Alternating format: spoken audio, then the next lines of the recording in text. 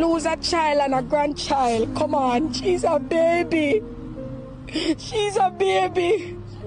Sometimes the people we choose to help are the ones who will destroy us.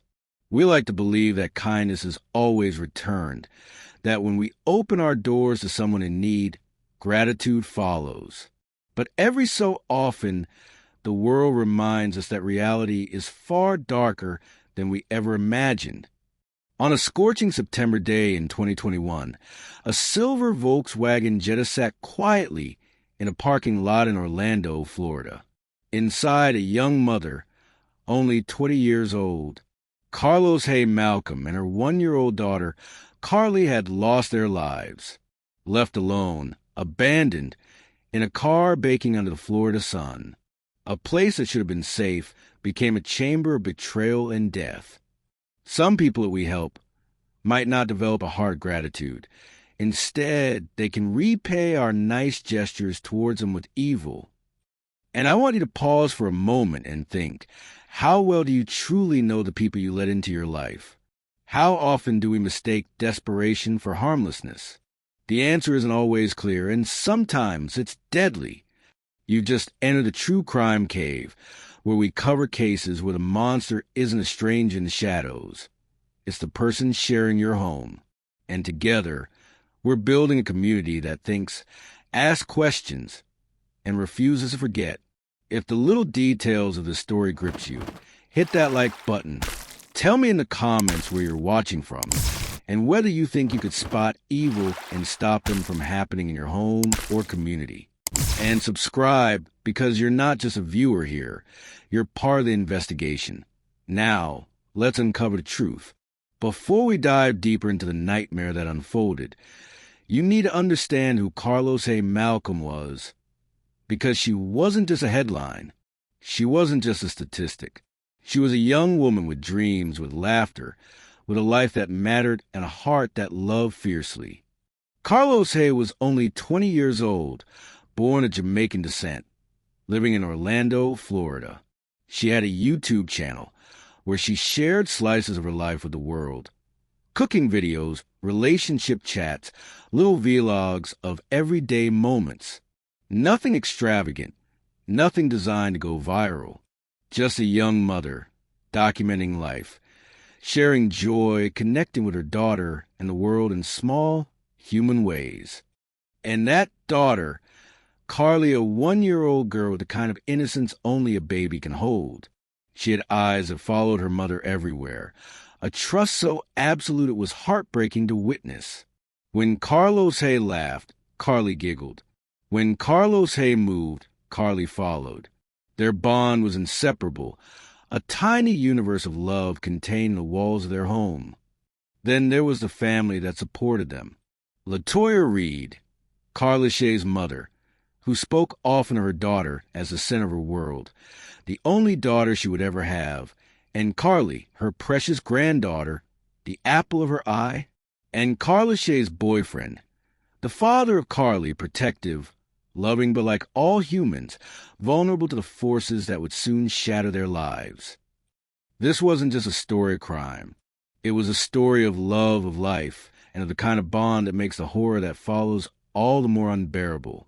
And it's that bond, the unshakable connection between mother and child, that will haunt this story from beginning to end. And then there was DJ Dwayne Griffiths, a name that would come to symbolize betrayal in its most chilling form. At just 21 years old, homeless, and with nowhere to go, Griffiths reached out to Carlos Hay's boyfriend, a friend from back home in Jamaica, someone he had gone to school with years before. A man in need, desperate for help, or so it seemed. When the couple agreed to let him stay, it was an act of generosity, of empathy. They opened their door to someone who claimed he had nowhere else to go. They offered food, shelter, a place to rest. Thinking they were helping a friend get back on his feet, they saw a human in need, and they did what anyone with a good heart would do. But kindness doesn't always meet gratitude. Weeks passed. Weeks turned into a month, and what seemed like a temporary arrangement slowly became a growing source of tension. Griffiths didn't work. He didn't contribute to rent. He didn't help with groceries or chores. He simply existed in their home, consuming their resources, taking their space, while Carlos Hay juggled the responsibilities of motherhood, keeping their home, and trying to maintain some sense of peace. Every act of patience on their part, every attempt to give him a chance, only amplified the weight of frustration. Carlos Hay noticed first. She saw the injustice of it. This man kept taking from them without giving anything back. And she was not the only one. Latoya Reed, her mother, would witness it too every time she visited. And the question that would linger in the back of their minds, the one that would foreshadow the horror to come: how could someone they helped become the source of such danger? This was no stranger from the streets. This was someone they trusted, someone they welcomed, and that trust would be repaid in the most unimaginable way. By early September, Carlos Hay had reached her limit. Weeks of frustration, worry, and silent resentment had built up, and she finally voiced what had been festering in her mind. "I don't care what you feel. He needs to leave now." She and her boyfriend had given Griffiths multiple chances, but the truth was clear. He had made no effort to contribute, to work, or to take responsibility for himself. They didn't just ask him to leave without explanation. They gave him reasons, clear, tangible reasons why their home could no longer accommodate him. The space was small, a one-bedroom apartment with a baby and a young mother already juggling 1,000 responsibilities. Carlos Hay was exhausted, trying to care for Carly while keeping the household together. The boyfriend had work, bills, and the stress of raising a family with limited resources. They explained all this to Griffiths, hoping he would understand, hoping he would see that their decision wasn't personal. It was necessary for survival of their family. To his credit, her boyfriend agreed. Enough was enough. They had given Griffiths a place to stay, fed him, sheltered him, and he had done nothing to help himself. It was time for a clean break, a final act of kindness, intended to remove a source of stress from their lives, and to let Griffiths take responsibility for his own path. So they made a plan. Simple. Drive him to Greyhound bus station, buy him a ticket, say goodbye, and never look back. A gesture meant to restore peace, a chance for him to rebuild his life somewhere else. It seemed like the right thing to do, the responsible thing. And yet, the cruel irony of life is that sometimes the last act of generosity is the one that seals your fate. In a few hours, Carlos Hay, her daughter Carly, her boyfriend, and Griffiths would all get into a car that should have been a vehicle of resolution. Instead, it would become a vessel of betrayal, violence, and death. The final choice to help would be repaid with unimaginable cruelty. September 7th, 2021. The sun hadn't even risen yet. Carlos Hay sits in the passenger seat, Carly in her lap, her tiny arms clinging to her mother. Her boyfriend is behind the wheel, trying to focus on the morning drive, on doing what's right, taking a man they once called a friend to the bus station, giving him a last chance at life beyond their apartment. And behind them in the back seat sits DeJoanne Griffiths, silent, watching, calculating. At that moment, the world outside the car could not have guessed the horror about to unfold. Inside, the tension is invisible but thick, palpable, and then in an instant it erupts. Without warning, Griffiths pulls a gun from his waistband, a weapon that had been hidden behind the guise of need and desperation, now becomes the instrument of betrayal. The boyfriend, focused on driving, doesn't see it coming. The first shot fires, and then another, and another, each bullet tearing through the very life they had tried to protect. The boyfriend, hit multiple times, reacts instinctively. He throws open the car door and stumbles into the morning light, blood soaking through his shirt. He tries to run, but his body betrays him.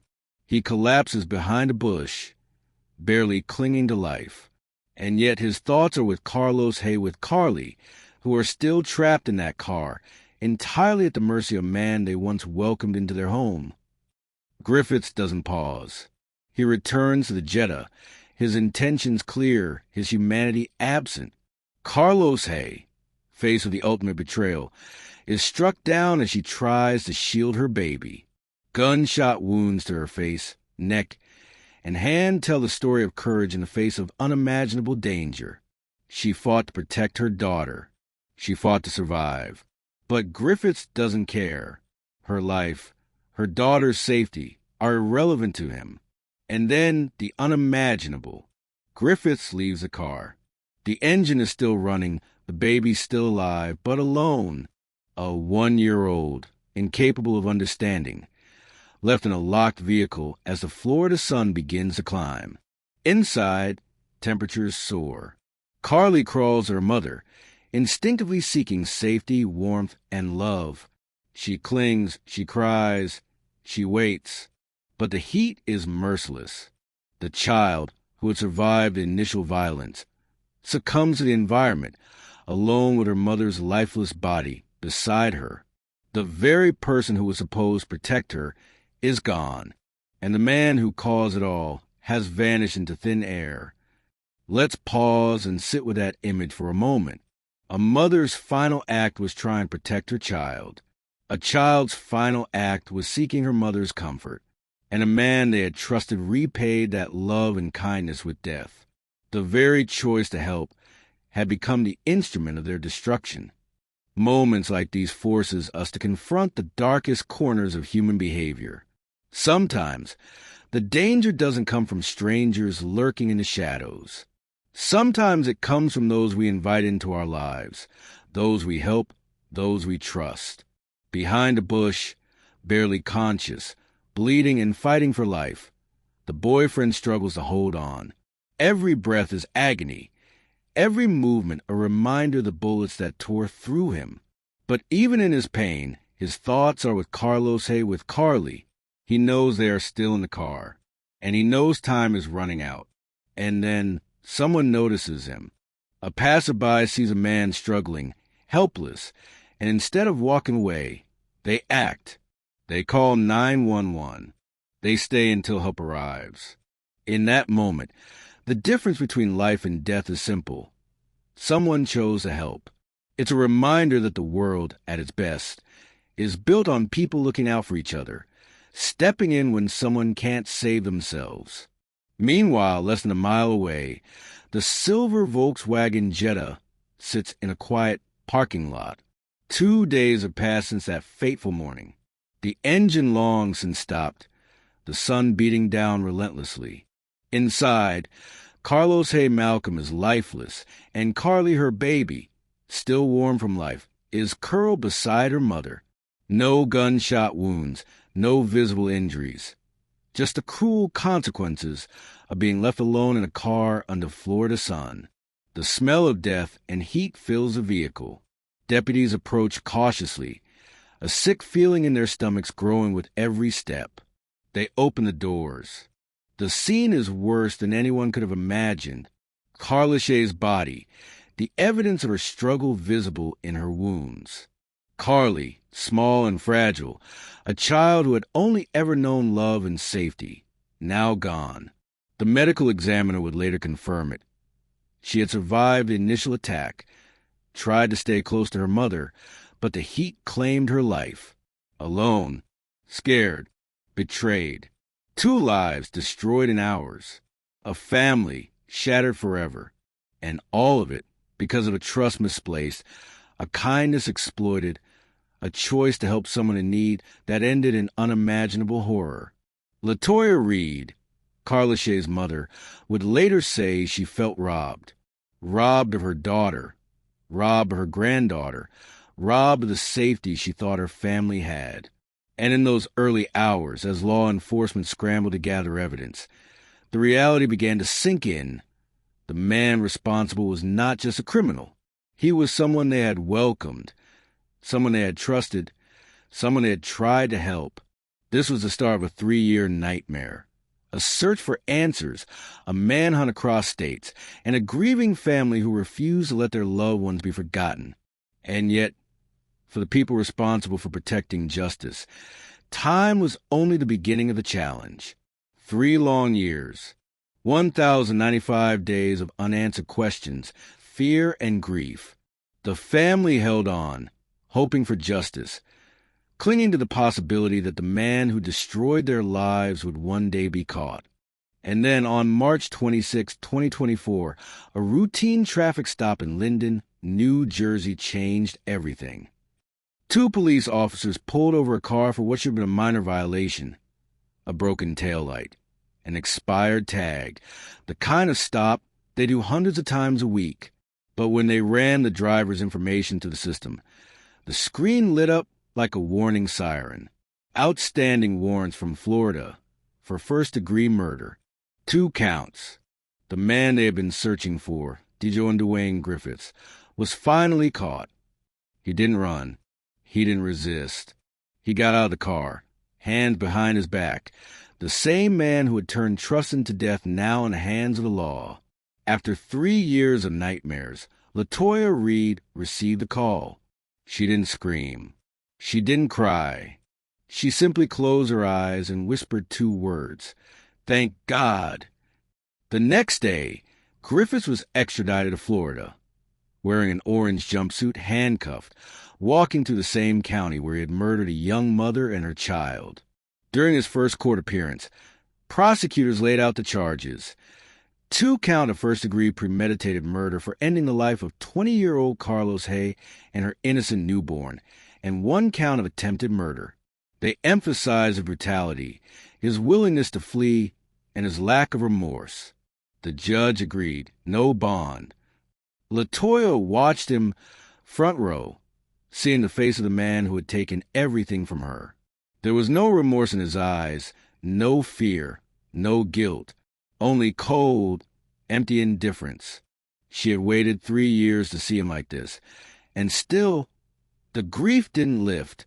She would never hear her daughter laugh again. She would never hold her granddaughter. Justice had arrived, but the trauma remained, etched into every moment of her life. Now that the man who committed such evil has been captured, I want to ask you, if you had the power to decide his punishment, if you were the one sitting in that judge's chair, what sentence would you give him? Life without parole? The death penalty? Something else? I have my own answer in mind, and it's nowhere near a light punishment. But I want to hear yours. Leave your thoughts in the comments below. Let's discuss, let's debate, but most importantly, let's remember that we can't take laws into our own hands, even if some scenarios make us wish we can have just that one moment to dictate the punishment for evil. This is the cruel reality of some crimes. Even when the law catches up, even when the perpetrator can no longer walk free, the emptiness, the loss, the wounds in the hearts of those left behind never fully heal. And LaToya Reed, like many others who have lost everything to senseless violence, knows this all too well. Sometimes, the human heart carries fears that feel unimaginable until they come true. Carlos Hay Malcolm, at just 20 years old, had a simple yet profound fear: dying and leaving her daughter behind. A mother's instinct to protect, to nurture, to love without limit, and yet that fear became reality. Not only did she lose her life, but little Carlie's too, leaving a void that can never be filled. For LaToya Reed, a mother robbed of both her daughter and granddaughter, grief became a constant companion. It's the kind of grief that doesn't fade with time. Every picture, every memory, every quiet moment is a reminder of the love that was stolen. And for the boyfriend, survival brought its own torment, a guilt that no healing can erase. He had tried to do the right thing, to help a friend, and in that act of kindness, everything he loved was destroyed. Survivor guilt is a really deep inner pain, and sometimes it cuts even deeper than physical pain. And then there is Dijon Dwayne Griffiths, a young man who entered the life of this family under the guise of need and desperation, and yet within him lived entitlement, cold-blooded calculation, and the ability to betray completely. His mindset, a dangerous combination of arrogance, self-interest, and moral disregard, reminds us that evil often wears a familiar face. It does not always come from strangers lurking in the dark. Sometimes it comes from those we welcome, feed, and trust. This case is more than a tragic story. It's a stark lesson. Kindness is a virtue, but it is not a shield. Trust is essential, but it can be exploited. And the people we let into our lives, those we choose to help, can sometimes inflict harm that is unimaginable. As a society, as neighbors, as friends, as families, we must be compassionate, yes, but vigilant. We must understand that human behavior is unpredictable, and evil can come in the most unsuspecting forms. And yet, even amidst the darkness, there's a lesson of courage. Carlos Hay tried to protect her daughter to the very end. Carly instinctively sought her mother's comfort, even in the heat of danger. And the stranger who helped the boyfriend reminds us that small acts of humanity can still make a difference in a world that is often cruel. True crime story is never just about the act itself. It's about the people, the victims, the families, the survivors, and the psychological threads that weave through their lives. It's about understanding human behavior, the choices we make, and the consequences that ripple far beyond the moment of tragedy. As we reach the end of this story, I want you to pause and reflect. Carlos Hay Malcolm, a young mother with dreams and a YouTube channel, and little Carly, her innocent daughter, both taken in the blink of a moment. Their lives remind us how fragile trust can be, and how even acts of kindness can be exploited by those with darkness in their hearts. If this story moved you, if it reminded you of the power of compassion and the cost of betrayal, support True Crime Cave. Leave a like on this video. Share it with someone who cares about real stories. And subscribe to join our community. Together, we uncover the truth, we honor the victims, and we never let their stories be forgotten. And finally, let's take a moment to honor Carlos Hay Malcolm and her daughter Carly. 2 lives, too short, yet full of love, laughter, and hope. May we carry their memories. May we learn from their story, and may their names live on, not just in headlines, but in our hearts. Take little out of your time to say amazing words to the victims in the comment section. Thank you for watching, and stay safe.